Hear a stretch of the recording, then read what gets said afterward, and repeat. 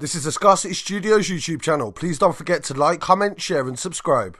I really appreciate you joining me today, and this is some news coming from the West Midlands. The first story is the headline story, and it's about the murder in Sandwell in Oldbury of a 13-year-old boy that was stabbed to death in a property on Lovett Avenue at around 4 p.m. on the 29th of August. The 13-year-old was treated by paramedics who desperately tried to save his life, but sadly he died at the scene. The police have said in a statement they've launched an investigation, and the detectives investigating are trying to find out what happened and the incident, and they're following up on active lines of inquiry to identify who else was involved. Nobody has been arrested yet, but Kim McDowell from West Midlands Police said in a statement about the ongoing investigation. When I attended the scene, there was a lot of locals that had gathered and a lot of media attention as well. This is mainly due to the age of the child, because there were murders and shootings and stabbings every day across the city, and they don't always gather as much media interest as some others. We are yet to really know the identity of the victim, but the police have followed up with a statement in relation to the ongoing investigation. The police commander for the Sandwell local area. We are investigating the death of a 13-year-old boy who was stabbed at a house in Lovett Avenue, Oldbury, yesterday afternoon. This is a truly sad and tragic incident where a young boy has lost his life. First and foremost, my thoughts and the thoughts of all involved investigating the death of this young boy remain firmly with the family and his loved ones.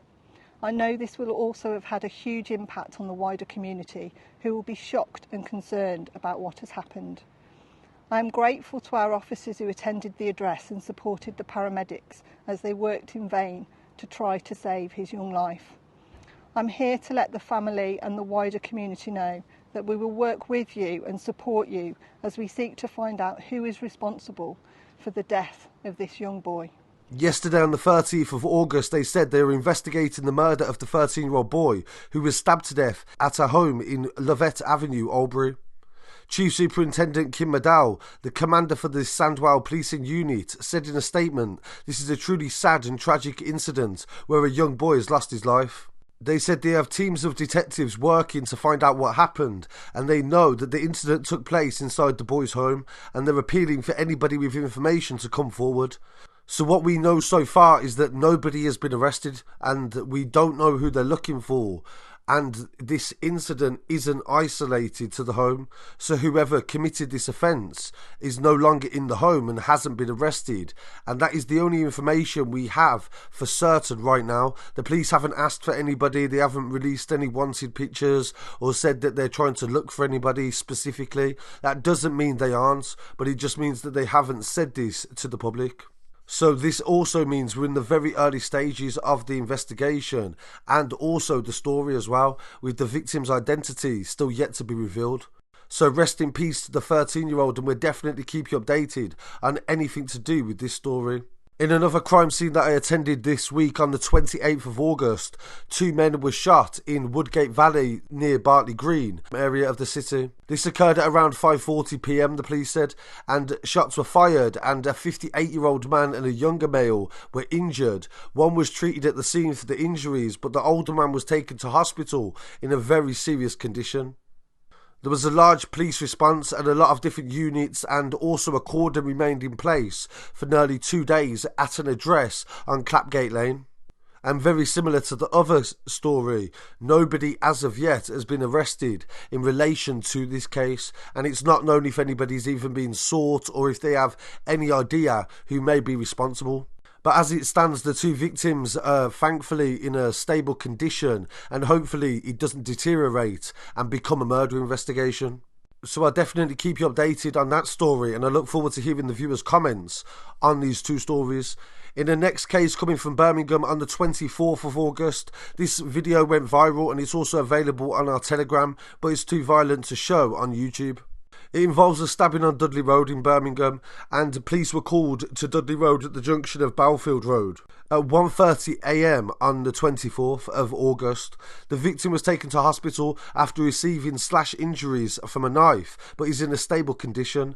3 men aged 34, 29, 26 and a 22-year-old woman were all arrested at the scene. The 34-year-old man remains in custody, while the woman aged 22 and the men aged 26 were released and faced no further action.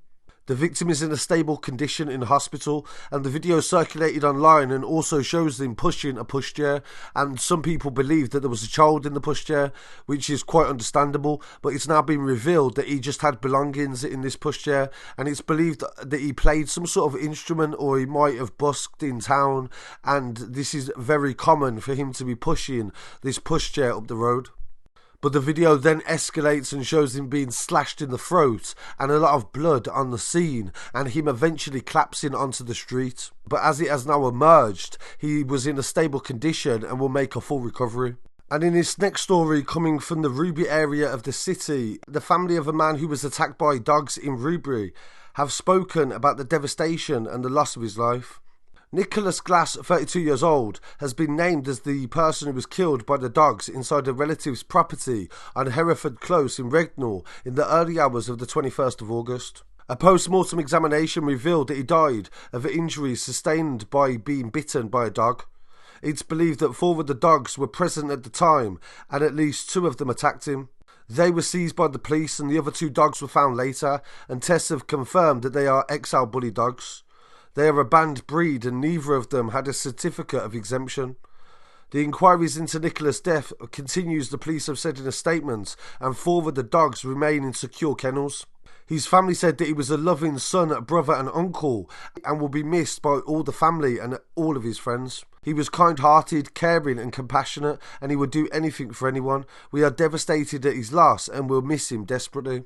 So rest in peace to Nicholas, and please pay your respects in the comments. So really appreciate you joining me for these updates. I'll be back again very shortly with some more news. Don't forget to like, comment, share and subscribe, and follow on social media as well at Scarcity Studios on Instagram, TikTok, Telegram and also Twitter.